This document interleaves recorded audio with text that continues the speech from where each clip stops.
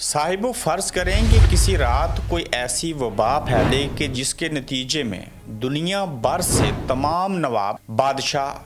مہاراجے، رائے، رئیس، جاگیردار، set, ساہوکار، امراء، سرمایہ دار، وکیل،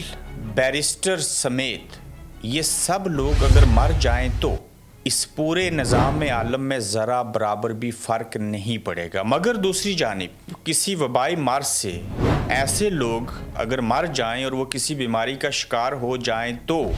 جس میں کسان، جلاہے، لوہار، بڑھائی، دھوبی، درزی، ممار،